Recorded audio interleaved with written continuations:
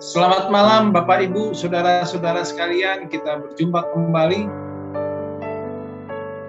di malam ini 22 November 2021. Kita akan membaca firman Tuhan sebelum kita beristirahat dan mengakhiri hidup kita di malam hari ini supaya esok hari Tuhan bisa bangunkan kembali kita di hari Selasa. Kita berdoa, kami bersyukur dan berterima kasih ya Tuhan, karena kasih sayang-Mu sudah menemani perjalanan hidup kami dari pagi hingga malam kami di awal pekan minggu ini, dan di malam hari sebelum kami beristirahat, kami akan membaca firman-Mu, sehingga kami bisa tertolong untuk memperbaiki kehidupan kami di hari-hari mendatang. Bimbing kami dengan kuasa Roh Kudus-Mu, dalam nama Yesus kami bersyukur dan berdoa. Amin. Saudara-saudaraku, renungan awal pekan minggu ini di malam hari Senin 22 November 2021 bertajuk Janganlah Kamu Disesatkan. Teks bacaan diambil dari Ibrani 13 ayat 9a, terjemahan baru Lembaga Alkitab Indonesia demikian menuliskannya. Janganlah kamu disesatkan oleh berbagai ajaran asing. Saya ulangi. Janganlah kamu disesatkan oleh berbagai ajaran asing. Saudara-saudara, beberapa ajaran atau aliran kepercayaan sering mempertentangkan antara makanan yang haram dan makanan yang halal. Ada yang mengatakan bahwa makanan daging babi misalnya dan daging anjing adalah haram. Ada juga ajaran agama yang mematangkan makanan daging sapi. Ada juga yang memantangkan makanan udang misalnya atau belut. Ada juga yang mematangkan, melarang untuk memakan burung dan lain sebagainya. Begitu pula dalam bangsa Yahudi yang mempunyai hukum yang amat ketat tentang makanan. Bisa kita lihat nanti di kitab Imamat 11 dan Ulangan 14. Menurut pemahaman mereka, bahwa mereka bisa menambahkan kekuatan iman mereka serta menyenangkan hati Tuhan jika mereka menuruti dan mengikuti aturan yang berkaitan dengan makanan. Nah, saudara-saudaraku, dalam bacaan kita di Ibrani, penulis Ibrani melihat bahwa ini adalah ajaran yang tidak signifikan untuk dilakukan karena tidak berkaitan dengan iman, dengan pembenaran, dengan kasih kepada Tuhan. Orang Yahudi amat percaya bahwa mereka dapat melayani dan menyenangkan Tuhan dengan makan makanan tertentu, dan dengan demikian mereka menekan dan mempersulit orang Kristen agar mengikuti ajaran Yahudi.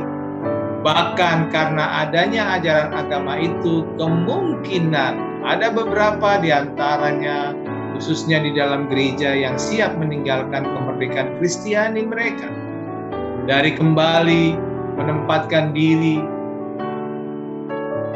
di bawah kuk dan peraturan Yahudi mengenai makanan tersebut. Mereka menyangka bahwa dengan berbuat demikian mereka akan semakin memperkuat hidup rohani mereka. Dan dengan demikian Tuhan senang terhadap pola keagamaan mereka yang mereka lakukan. Dengan adanya orang-orang Yunani yang memiliki gagasan-gagasan tertentu mengenai makanan dan minuman, maka penulis surat Ibrani dengan berani menentang dari mengingatkan umat Kristen. Dalam Ibrani 13 ayat 9a, secara keseluruhan ayat 9, dituturkan, janganlah kamu disesatkan oleh berbagai ajaran asing. Sebab yang baik ialah bahwa hati kamu diperkuat dengan kasih karunia dan bukan dengan pelbagai makanan yang tidak memberi faedah kegunaan bagi mereka. apalagi menuruti aturan-aturan makanan semacam itu. Orang Yunani menganggap bahwa keseluruhan tubuh mereka adalah jahat, maka mereka harus memfokuskan diri pada roh dan keseluruhan yang adalah baik. Maka dengan itu mereka harus mengurangi makanan sampai batas seminimum mungkin dan juga pantangan makan daging. Dengan demikian mereka bisa menguatkan hidup rohani mereka dan membebaskan nyawa mereka. Saudara-saudaraku yang dikasihi Tuhan, ada banyak bermunculan ajaran-ajaran yang menyesatkan umat Kristen pada akhir-akhir ini, khususnya di abad 22 nantinya, yang akan kita sambut nanti, abad 21 ke peralihan 22. Selalu berlawanan dengan firman Tuhan dan tidak sesuai dengan Injil Kristus. Ajaran sesat itu dikerjakan orang-orang tertentu supaya lebih mempercayai perkataan daripada firman Tuhan. Mereka mencoba menghasut, membujuk orang dengan perkataan-perkataan lemah lembut dan meyakinkan sehingga orang-orang lemah imannya mudah terjerat dan menjadi penganut ajaran yang sesat. Karena itu, bacaan firman Tuhan di malam hari ini mengingatkan kita agar jangan sesat dan jangan mau disesatkan. Kita dibenarkan karena kasih karunia Allah semata-mata, dan itu bukan karena usaha kita. Makanan dan minuman tidak dapat membatalkan kasih karunia yang telah dinyatakan dalam Kristus Yesus.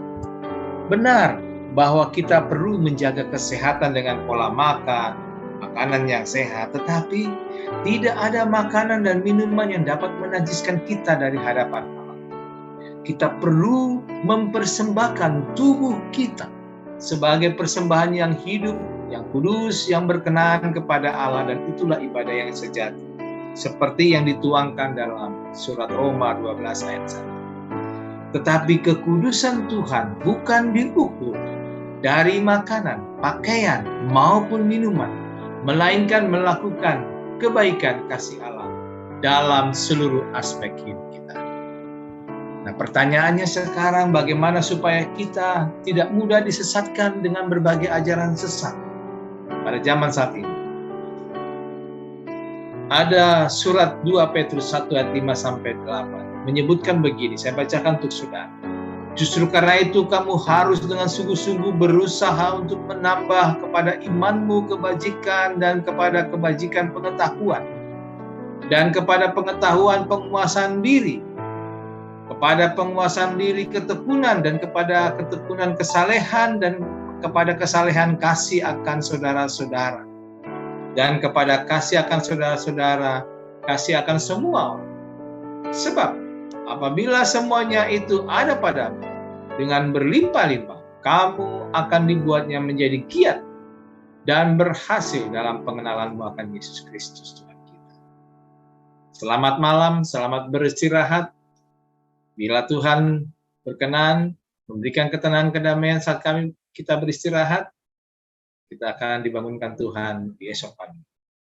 Selamat malam, Tuhan memberkati kita, mari kita berdoa. Kami bersyukur dan berterima kasih ya Tuhan. Hari ini, di hari Senin malam ini, kami akan tidur nyenyak. Tuhanlah yang memelihara dan malaikat Tuhan menjagai kami masing-masing. Ketika siapapun saudara kami yang mendengarkan renungan malam hari, yang berkati istirahat mereka masing-masing, supaya esok hari kami bisa bangun kembali dengan tubuh yang segar, memulai aktivitas kami di hari Selasa. Dalam nama Yesus kami bersyukur dan berdoa. Amin.